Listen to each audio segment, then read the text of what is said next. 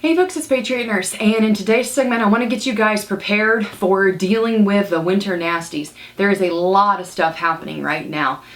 Whether or not stuff really accelerates here in the United States, whether or not poop hits the fan, hardcore or not, I want to make sure that we cover some things with you guys to get you all ready for the winter. And I want to go over with you today the major diseases, the major causes of diseases in wintertime, and some of the things we can do practically to curtail that, right? And also some of the supplies that I store I'm going to share with you guys to try and help you get ready. So first things first, let's talk about what causes the disease boom in the wintertime and what are the sources, what can we do about it. First thing to understand, in wintertime, because it tends to be cold outside unless you live in the tropics or in Florida, or I have people who watch me in Central America, it's a little bit different.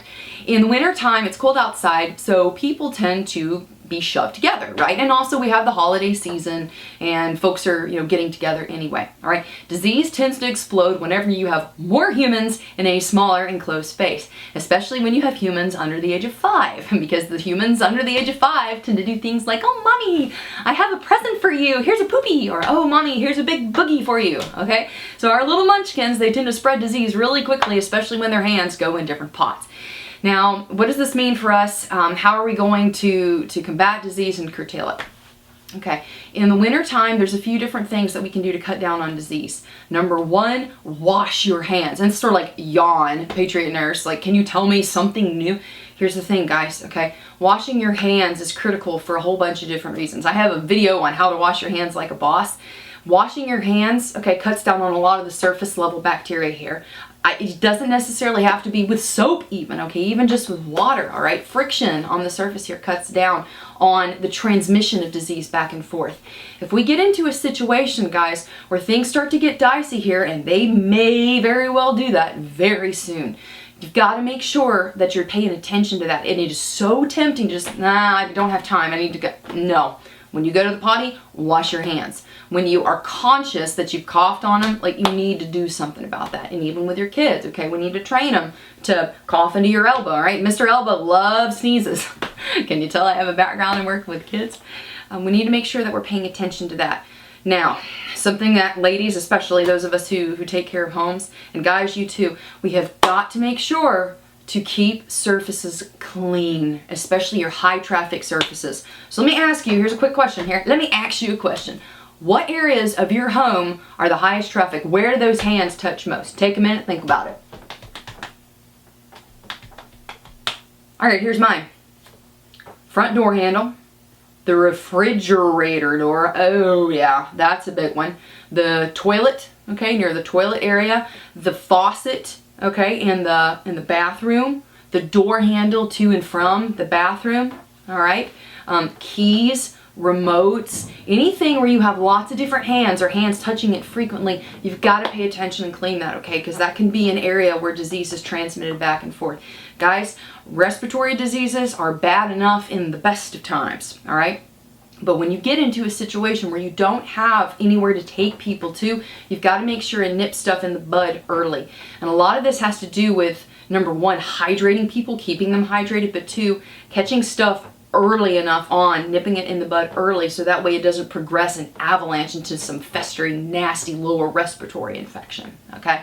So coughs, colds, influenza, pneumonia, bronchitis, ear infections with kids. Okay, one of the things that you can, if you're Dr. Mom or whoever in the house, this is a pocket otoscope, okay? So you look into somebody's ear here, for those of you who have kids with chronic ear infections, okay?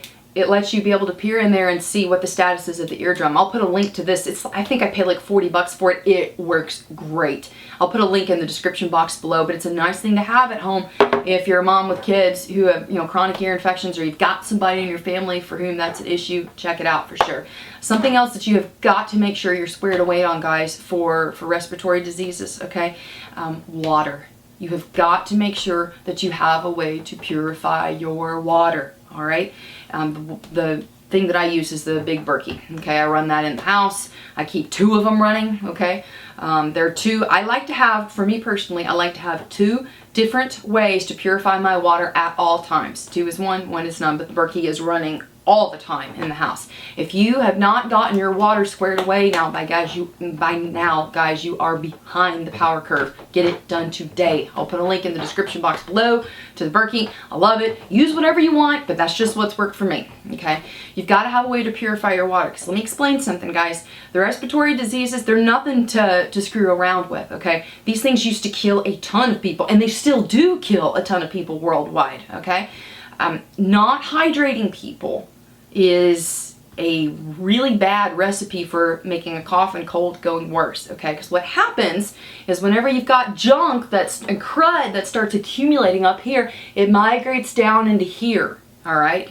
And when it starts getting into here, then it goes lower into the lungs, all right? And when you get lower into the lungs and that stuff gets compacted and crustified, okay? There's Patriot Nurse's new verb for the day. When it gets compacted and crustified because that person's dehydrated and they're not coughing that stuff out, it is a recipe for pneumonia, all right? And that is not something that I want to be dealing with. Again, you know, your vulnerable populations here, your little babies, your small kids, your little old grannies, and your infants who are bottle fed and not breastfed, okay? They are at an increased risk for contracting these, all right? All right, now some things to store for the winter months that I really want you guys to consider adding. Let's push pause here and I will go ahead and get you some of the stuff that I recommend, okay? Okay guys, so I want to show you a few of the things here that I recommend for winter time if you want to store them. I'll put links in the description box below to all of these items. First things first is the Prescription for Herbal Healing by the author is Phyllis Balk. This is an excellent resource that is cross-referenced not only by the disease process, so like bronchitis, asthma, pneumonia, whatever, but it's also cross-referenced by different herbs and what they're useful for. So this is a marvelous resource. Definitely get a hard copy in case the grid goes down and keep it in your survival medicine bookshelf. Another thing here I recommend is Green Vibrance. This is a supplement, a whole food supplement that I take just about every day. When I'm at home, it has a whole bunch of different things on the back here. You can look on the link here that I'll furnish below. But to summarize this is full of a ton of different probiotics and trace minerals, tonics, blood tonics, like bunches of good stuff here. So this is one of the things that I recommend. One of the interesting things we're finding out here, emerging science is seeming to show at this point that the bugs present in your gut and your intestines directly correlate to your overall health, and this is a great way to keep your gut bugs happy. If your gut bugs are happy, you will be happy.